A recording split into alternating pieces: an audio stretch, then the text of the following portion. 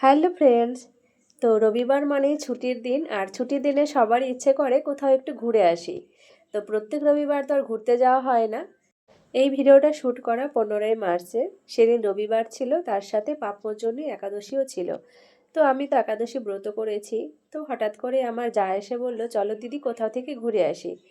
তো যাই হোক, এই বলে আমরা একটু ঘুরতে বেরিয়ে পড়লাম। জায়ের মেয়েটা তো এখনও ছোট, সেজন্য ও সেরকম কোথাও ঘুরতে যেতে পারে না দূরে, বাড়ির আশেপাশে যেখানে যাওয়া যায়। তো এই বলে সবাই মিলে বেরিয়ে পড়লাম। আমরা যেখানে যাচ্ছি এটা গাজল থেকে মালদা যাওয়ার পথে। গাজল থেকে 7 কিলোমিটার দূরে। পার্কটির নাম অবসর ইকো পার্ক। জায়গাটির নাম ধুমাদিঘি সিটকা মহল বলে। তো ভেতর দিকে যেতে হবে, মানে মেন রোড থেকে একটু ভেতরের দিকে। তো দেখুন আমরা কিন্তু চলে এসেছি।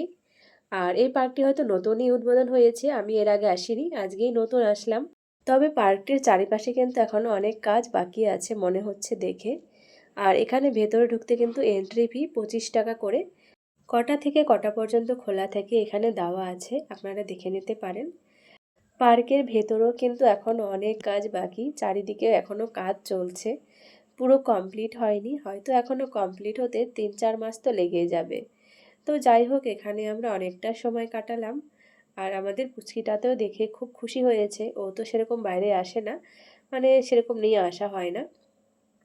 তো সেরকম লোকজনও ছিল না, আমরা একটু বেলায় বেলায় এসেছিলাম। তো এখানে কিছু ফুলের গাছ আছে, বেশিরভাগ জবা ফুলের গাছ, আর ছিল কিছু লেবু গাছ।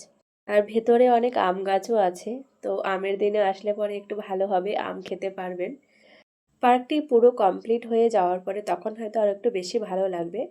এখানে দেখুন বড় করে একটা গোপাল ভাঁড় বানিয়ে রেখেছে। তো আমি তো এখানে যেটার উপরে উঠে একটু ঘুরছিলাম, আর হঠাৎ করে না আমার মাথা ঘুরে গেছে। তো তারপরে আমার ছেলেও আমাকে একটু ঘোরাচ্ছিল, কিন্তু আমি আর থাকতে পারছিলাম না, মাথা ঘুরছিল প্রচণ্ড। তো বলছিলাম থামিয়ে দিতে, কারণ আমি যেহেতু উপোস করেছিলাম তার জন্য। তারপর আমি আর ঘুরিনি, ওটা থেকে নেমে গেছি, এখন একটু দোলনাতে দোল খেয়ে নিচ্ছিলাম। আর পার্কটিতে সত্যি বাচ্চা কাচ্চাদের নিয়ে আসলে পরে একটু সময় কাটানো যায়, সেটাই। আমাদের পুচকিটাও বেশ মজা করছিল, ও তো এখনও সেরকম বোঝে না, হাঁটতেও পারে না। তো এখানে আমার ছেলেও একা একাই খেলছিল। তো এরপরে আমরা এখান থেকে অন্য একটা পার্কে গিয়েছিলাম, সেটা আপনাদেরকে আমি নেক্সট ভিডিওতে দেখাবো।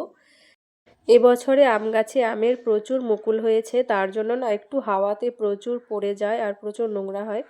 তো এখানে ঝাড় দিয়ে পরিষ্কার করছিল। আর এখানে না বেশ কিছু পাখি আছে, তার সঙ্গে সাদা পায়রা। তো এটা কি পাখি আপনারা জেনে থাকলে কমেন্ট করে জানাবেন।